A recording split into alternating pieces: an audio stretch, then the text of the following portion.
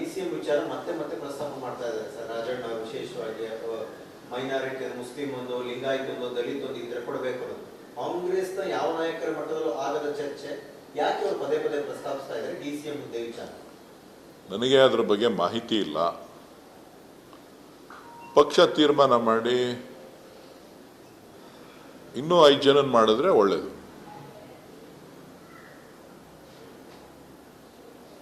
DK Shivakumar ಅವರು ದೆಹಲಿಯಲ್ಲಿ ಮಾತಾಡುವಾಗ CM DCM ಅದು ನನಗೆ ಮಾಹಿತಿ ಇಲ್ಲ. DK ಶಿವಕುಮಾರ್ ಅವ್ರ ವಿಚಾರ ಅಲ್ಲ ಇಲ್ಲಿ. 8 ಬಾರಿ ಗೆದ್ದಂಥ ರಾಮಲಿಂಗಾರೆಡ್ಡಿ ಅವರಿದ್ದಾರೆ. 8 ವರ್ಷಗಳ ಸುದೀರ್ಘ ಪಕ್ಷಾಧ್ಯಕ್ಷರಾದಂಥ ಪರಮೇಶ್ವರ್ ಅವರಿದ್ದಾರೆ. ಕಾರ್ಯಾಧ್ಯಕ್ಷರಾದಂಥ ಸತೀಶ್ ಜಾರಕಿಹೊಳಿ ಇದ್ದಾರೆ. ಮತ್ತೊಬ್ಬ ಕಾರ್ಯಾಧ್ಯಕ್ಷರಾಗಿ ಕೆಲಸ ಮಾಡಿದಂಥ ಈಶ್ವರ್ ಖಂಡ್ರೆ ಅವರಿದ್ದಾರೆ. ಪ್ರಚಾರ ಸಮಿತಿ ಅಧ್ಯಕ್ಷರಾದಂಥ ಆಗಿದ್ದಂಥ ಎಬಿ ಪಾಟೀಲ್ ಅವರಿದ್ದಾರೆ. ಸೊ ಮೈನಾರಿಟಿನಲ್ಲಿ ಪ್ರಬಲ ನಾಯಕರಾದಂಥ ಜಮೀರ್ ಅಹಮದ್ ಸಾಹೇಬ್ರಿದ್ದಾರೆ. ಸೊ ಇನ್ನೂ ಯಾರು ಇದ್ದರೂ ಒಕ್ಕಲಿಗ ಸಮುದಾಯದಲ್ಲಿ ಹಿರಿಯ ನಾಯಕರಾಗಿ ಕುಮಾರಸ್ವಾಮಿ ಇವರು, ನಮ್ಮ ಕೃಷ್ಣ ಬೈರೇಗೌಡರಿದ್ದಾರೆ. ಮಂಡ್ಯದಿಂದ ಚಲುರಾಯ ಸ್ವಾಮಿ ಅವರಿದ್ದಾರೆ. ಸೊ ಎಲ್ರಿಗೂ ಮಾಡ್ಬೋದು, ಏನು ತೊಂದರೆ ಇಲ್ಲ. ದಿನೇಶ್ ಗುಂಡೂರಾವ್ ಅವರು ಪಕ್ಷದ ಅಧ್ಯಕ್ಷರಾಗಿ ಸೇವೆ ಸಲ್ಲಿಸಿದಂಥವ್ರು, ಬ್ರಾಹ್ಮಣ ಸಮುದಾಯಕ್ಕೆ ಸೇರಿದಂಥವ್ರು ಅವರಿದ್ದಾರೆ. 8 ಬಾರಿ ಗೆದ್ದಿರ್ತಕ್ಕಂಥ ದೇಶಪಾಂಡೆ ಸಾಹೇಬ್ರಿದ್ದಾರೆ. ಅವರು ಮಾಡ್ಬೋದು, ಇವರೆಲ್ಲರೂ ಮಾಡ್ಬೋದು. ಅಲ್ಲ, ಎಲ್ಲ ಸಮುದಾಯಕ್ಕೂ ಕೊಡಬೇಕಲ್ಲ. ನ್ಯಾಯ, ಸಾಮಾಜಿಕ ನ್ಯಾಯ ಮತ್ತು ಪಕ್ಷ ಬಲವರ್ಧನೆ. ನನಗೆ ಗೊತ್ತಿಲ್ಲ. ಎಲ್ಲ ಸಮುದಾಯದವರು ಅರ್ಹತೆ ಇದೆ, ಅದನ್ನ ಪಕ್ಷದ ವರಿಷ್ಠರು ತೀರ್ಮಾನ ಮಾಡ್ತಾರೆ.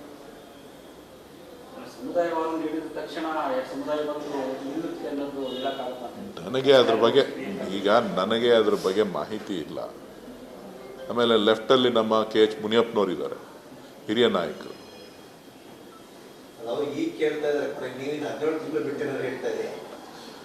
ನನಗೆ ಗೊತ್ತಿಲ್ಲಪ್ಪ. ಪದೇ ಪದೇ ಚನ್ನಪಟ್ಟಣಕ್ಕೆ ಹೋಗ್ತಾ ಇದ್ದಾರೆ DCM ಇವತ್ತು ಕೂಡ ಜನಸ್ಪಂದನೆ ಮಾಡ್ತಾ ಇದ್ದೀವಿ. ಅವರು ಓಡಾಡ್ತಾ ರೀತಿಯಲ್ಲಿ ಎಲ್ಲ ಅವರೇ ನಿಂತ್ಬಿಡ್ತಾರೆ ಮತ್ತು ಚರ್ಚೆಗಳು ಶುರುವಾಗಿದೆ. ನಮ್ಮ ಅಭಿಪ್ರಾಯ ಸರ್, ಚನ್ನಪಟ್ಟಣದಲ್ಲಿ ಯಾರು ಅಭ್ಯರ್ಥಿ ಆಗ್ತಾರೆ? ಚನ್ನಪಟ್ಟಣದ ಜನ ಯಾರನ್ನ ಬಯಸ್ತಾರೆ ಅವ್ರ ಅಭ್ಯರ್ಥಿ ಆಗ್ತಾರೆ. ಸದ್ಯಕ್ಕೆ ಇದು ರಾಮನಗರ ಜಿಲ್ಲೆ ನಮ್ಮ ಸ್ವಂತ ಜಿಲ್ಲೆ.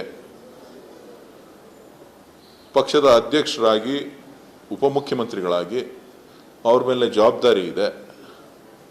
ಸೊ ಉಪಚುನಾವಣೆ ಬರೋದ್ರಿಂದ, ಜೊತೆಗೆ ಆ ಕ್ಷೇತ್ರದಲ್ಲಿ ಯಾರು ಶಾಸಕರಿಲ್ಲದೆ ಇರೋದ್ರಿಂದ ಅಲ್ಲಿಯ ಕಾರ್ಯಕರ್ತರು, ಸಾಮಾನ್ಯ ಜನ ಸಾಕಷ್ಟು ಅಹವಾಲುಗಳನ್ನು ಕೊಡ್ತಾ ಇದ್ದಾರೆ. ನಮಗೆ ಈ ಕೆಲಸ ಆಗಬೇಕು, ನಮ್ಗೆ ಆ ಕೆಲಸ ಆಗಬೇಕು ಅಂತೇಳಿ ಬೇಡಿಕೆಯನ್ನು ಇಡ್ತಾ ಇದ್ದಾರೆ. ಹಾಗಾಗಿ ಸ್ವತಃ ಉಪಮುಖ್ಯಮಂತ್ರಿಗಳೇ ಭೇಟಿಯನ್ನು ಕೊಡ್ತಾ ಇದ್ದಾರೆ.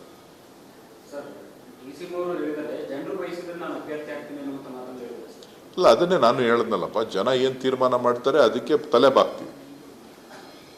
ಜನರ ತೀರ್ಪನ್ನು ಬಿಟ್ಟು ಏನು ಪ್ರಜಾಪ್ರಭುತ್ವ ವ್ಯವಸ್ಥೆಯಲ್ಲಿ ಮತದಾರರ ತೀರ್ಪು, ಜನರ ತೀರ್ಪೇ ಅಂತಿಮ ಆಗ್ತದೆ.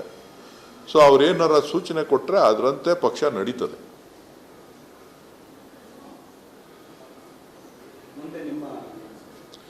ಒಬ್ಬ ಸಾಮಾನ್ಯ ಕಾರ್ಯಕರ್ತನಾಗಿ, ಸಾಮಾನ್ಯ ಪ್ರಜೆಯಾಗಿ ಈ ರಾಜ್ಯದ ಹಿತವನ್ನು ಕಾಪಾಡೋ ನಿಟ್ಟಿನಲ್ಲಿ, ಕ್ಷೇತ್ರದ ಜನರ ಕಷ್ಟ ಸುಖಗಳನ್ನು ಗಮನಿಸೋ ವಿಚಾರದಲ್ಲಿ ಪಕ್ಷದ ಕಾರ್ಯಕರ್ತನಾಗಿ ಎಲ್ಲರ ಜೊತೆ ಇರ್ತಾರೆ. ನನ್ನನ್ನು ಜನ ತಿರಸ್ಕಾರ ಮಾಡಿದ್ದಾರೆ. ಮತ್ತೆ ಮತ್ತೆ ಇನ್ನೂ ಸೋತು 1 ತಿಂಗಳು ಆಗಲಿಲ್ಲ, ಆಗಲೇ ಇನ್ನೊಂದು ಚುನಾವಣೆಗೆ ಅಂತಂದರೆ ಜನ ನಗ್ತಾರೆ.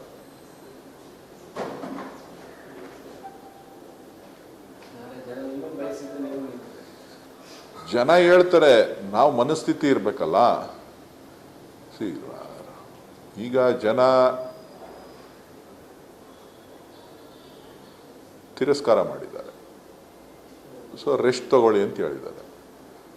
ಬೇರೆಯವ್ರು ಕೆಲಸ ಮಾಡಲಿ ಅಂತ ಹೇಳಿದ್ದಾರೆ. ಬೇರೆಯವ್ರು ಕೆಲಸ ಮಾಡಲಿ, ನಾವು ಅವರಿಗೆ ಸಹಕಾರ ಕೊಡೋಣ.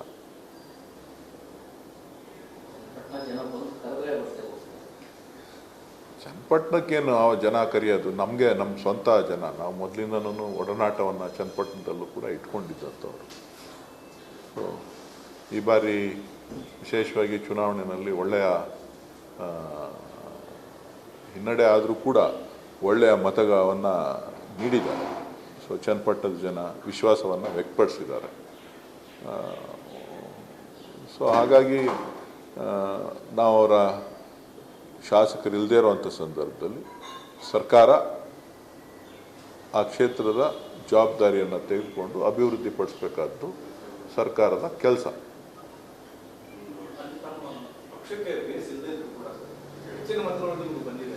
ಬೇಸ್ ಇಲ್ಲ ಅಂತಲ್ಲ,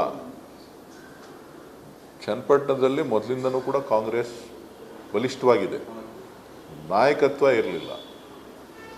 ನಮ್ಮ ಪಕ್ಷಕ್ಕೆ ಬರೋದು ಹೋಗೋದು ಪಕ್ಷಾಂತರ ಏನು ನಡೀತಾ ಇದೆ, ಅಧಿಕಾರದ ಆಸೆಗೋಸ್ಕರ ಪಕ್ಷಾಂತರಗಳು ನಡೀತಾ ಇದೆ. ಅದರಿಂದ ನಮ್ಮ ಪಕ್ಷಕ್ಕೆ ಹಿನ್ನಡೆ ಆಗಿತ್ತೆ ಹೊರತು ಬೇರೆ ಏನೂ ಇಲ್ಲ.